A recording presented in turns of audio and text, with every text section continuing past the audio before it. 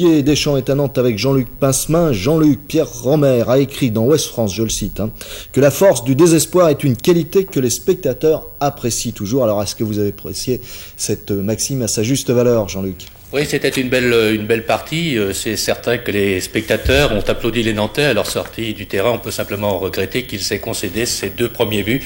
Deux premiers buts assez bêtes. D'ailleurs, je crois que Didier, là, il y a une explication à vous de demander, parce que pourquoi les Nantais prennent-ils autant de buts à domicile? Ils en ont pris 8, je crois, à domicile, contre 4 seulement à l'extérieur cette saison. Ben oui, on se trouve en mauvaise position à la Beaujoire, puisqu'on fait de très bons résultats à l'extérieur, et puis on se retrouve obligé de gagner chez nous, et là on réagit mal, on a de mauvaises positions sur le terrain, on veut absolument marquer et prendre l'avantage dès le départ, et bon, il se trouve que depuis quelques rencontres on est toujours mené. Heureusement samedi on a réussi à revenir, mais c'est toujours très difficile de revenir au score. Oui, alors je vous propose de voir tout de suite ce qui s'est passé samedi soir à la Beaujoire. Donc les images vont arriver. Et cela commence par un coup de théâtre. La tactique est pourtant bien connue. Un corner, une tête au premier poteau. La défense nantaise, là, ne peut dégager. Et puis Sattler se jette le premier sur le ballon. On jouait depuis seulement 7 minutes. C'est donc Strasbourg qui, à la surprise générale, mène 1-0. Les Nantais vont maintenant se ruer à l'assaut du but alsacien. Une tête de Camboiré sur la transversale. Manque de réussite donc chez les jaunes qui ne parviennent pas à trouver la faille. Et puis à nouveau les jaunes à l'attaque avec un nouveau centre. Camboiré pour la tête de Robert, et là cela passe au-dessus. Les Canaries sont donc toujours menés à la mi-temps par des Strasbourgeois qui vont doubler la mise dès le retour des vestiaires. Bad, l'ex-nantais pour Didot, débordement, centre, reprise de volée de Fabrice Medj. Au ralenti, c'est tout simple, c'est une action très limpide. Medj est pourtant bien isolé, il prend sa chance, et là, Marot n'y pouvait rien. C'est donc Strasbourg qui mène 2-0 et le match poursuite va s'engager pour le FC Nantes. 52e minute, cafouillage devant la cage alsacienne. Vercotteren récupère ce ballon, adresse une longue passe sur la gauche. Youm est bien seul au deuxième poteau et Nantes revient à la marque 2-1.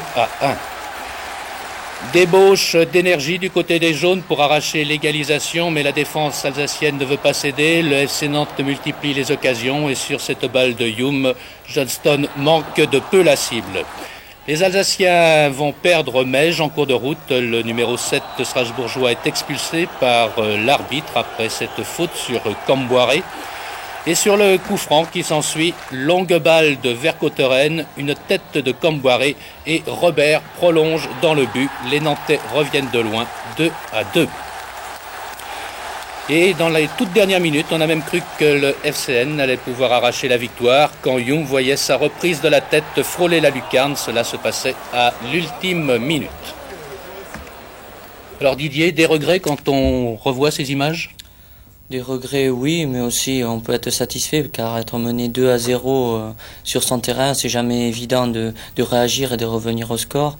Déçu parce qu'on perd encore 2 nouveaux points, on en a déjà perdu 11 sur notre terrain. Ça fait beaucoup, avec un peu plus de chance et un peu plus d'attention, je pense qu'on pourrait être bon leader du championnat.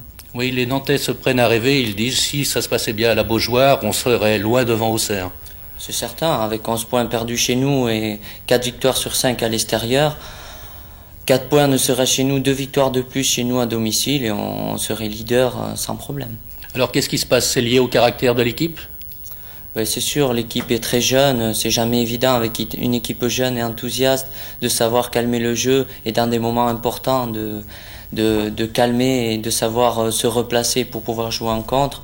Encore samedi, on a prouvé qu'on a joué 90 minutes pratiquement à fond. Bon, ce match-là, on a réussi à le tenir.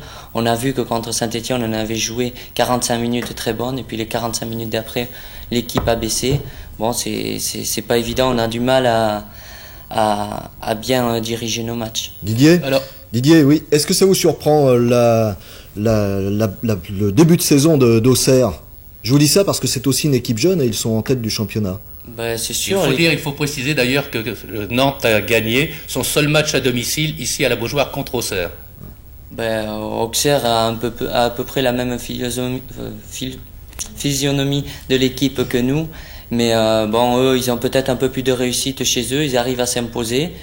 Et c'est ça qui fait la différence, je pense. Il y a quoi? Il y a 4 points qui nous séparent, c'est simplement une petite victoire à domicile. Il n'y a pas beaucoup d'écart entre les deux formations. Oui. Non.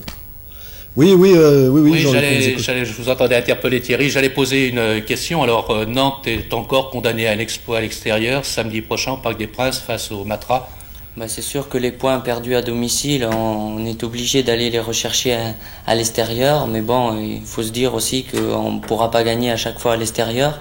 Mais bon, on part au Parc des Princes avec la ferme conviction de gagner et pourquoi pas de prendre de nouveau 3 points.